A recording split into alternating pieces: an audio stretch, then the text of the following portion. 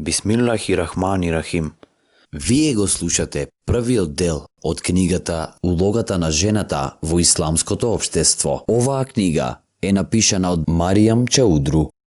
खुदा की हमद है इंसान पे लाजिम. Сета благодарност му припаѓа на Аллах, Господарот на сите светови. Мир и благослов нека се на неговиот веровесник, Мухаммед салаллаху алейхи веселем, и на целото негово потомство и асхаби.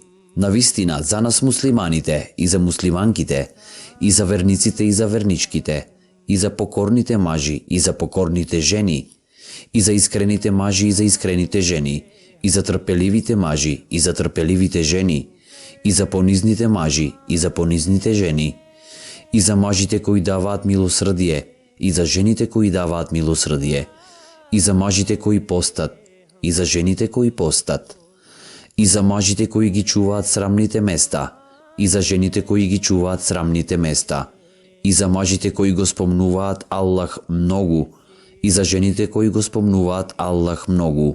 За сите нив Аллах подготви прошка и награда возвишена. Делот кој туку-што го прочитавме е од честниот Куран, книга за која муслиманите веруваат дека во целост е Божји збор, објавена на честниот пратеник салаллаху алейхи веселем.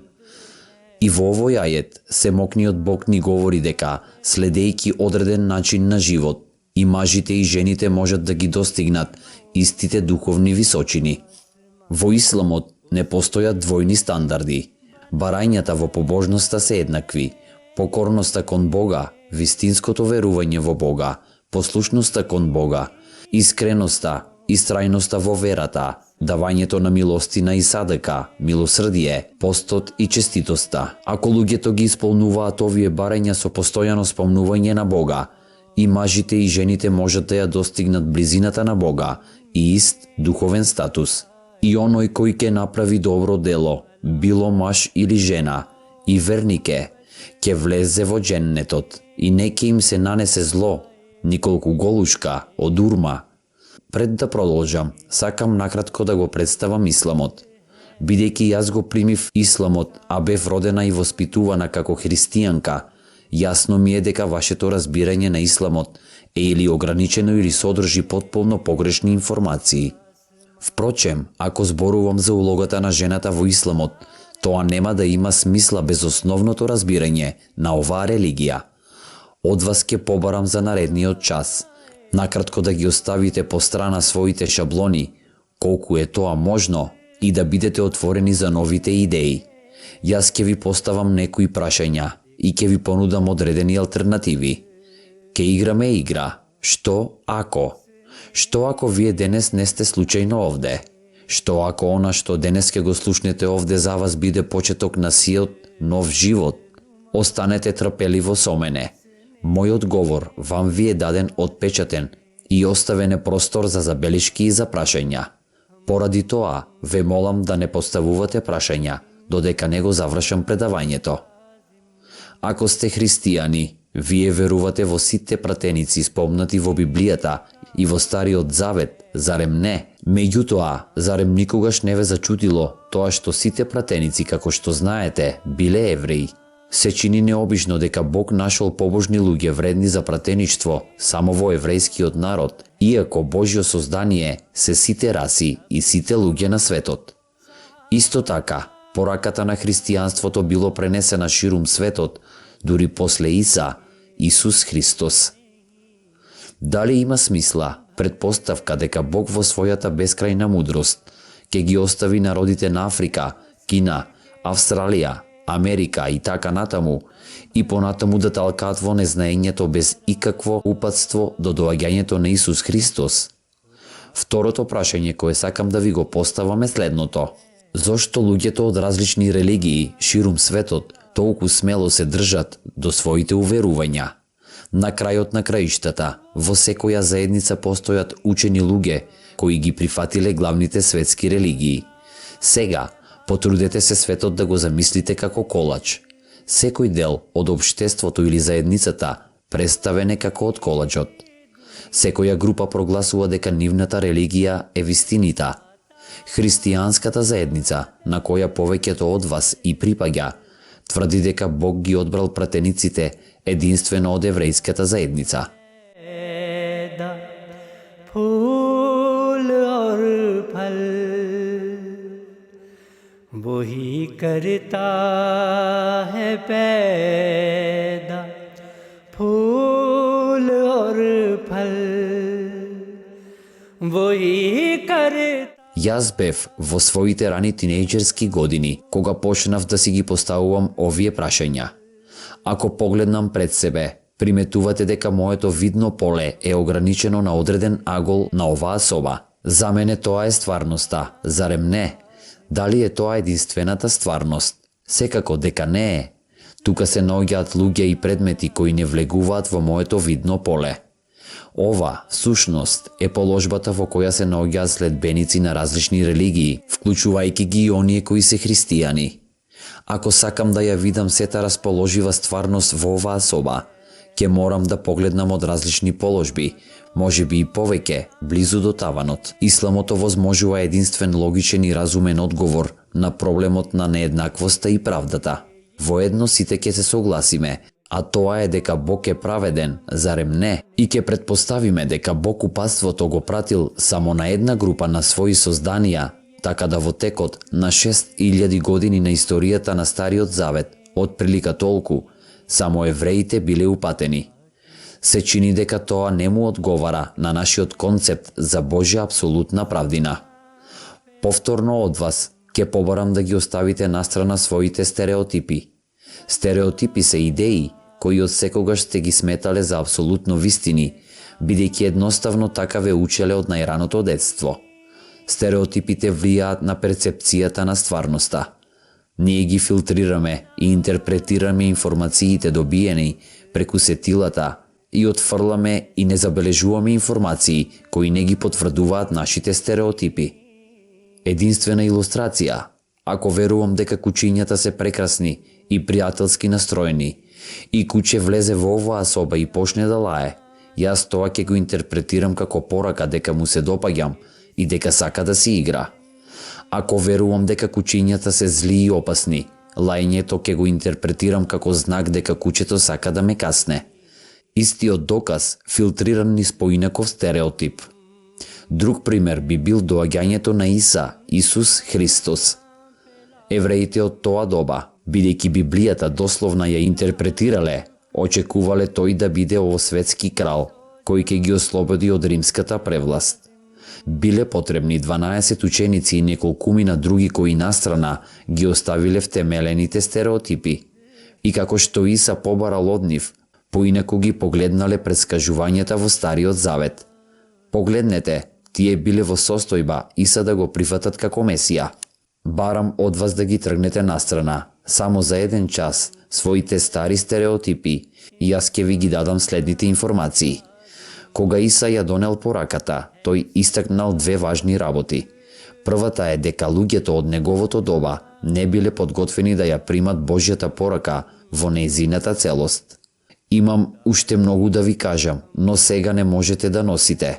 А кога ќе дојде Он, Духот на вистината, ќе ве упати во секоја вистина, но од себе нема да зборува, а ќе говори што чуе и ќе ви ја каже иднината. Тој исто така на евреите им кажал: затоа ви велам дека Царството Божјо ќе се земе од вас и ќе се даде на народот, што ги принесува неговите плодови.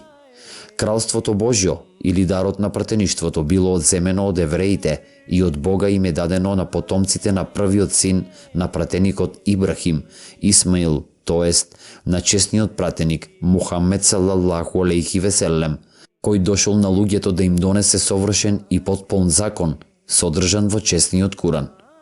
Пораката на исламото возможува поглед од таванот, кој порано го спомнав, бидејќи честниот Куран тврди дека содржи порака за сите светови, додека сите претходни религии нагласуваат дека нивната порака е упатена на посебна група на луѓе. Например, Исус говори: јас сум пратен само кај изгубените овци на домот Израилев. Бог во честниот Куран објаснува дека сите луѓе на светот го примиле божанското упатство во форма на пратеништво. А за секој народ има упатство, а за секој народ има пратеник. Навистина, ние тебе те пративме, честниот пратеник Мухамед саллаллаху алейхи веселем, со вистината.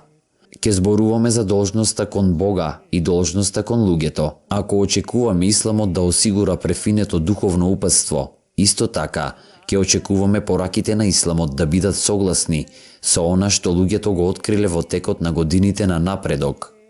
Ке именуваме неколку.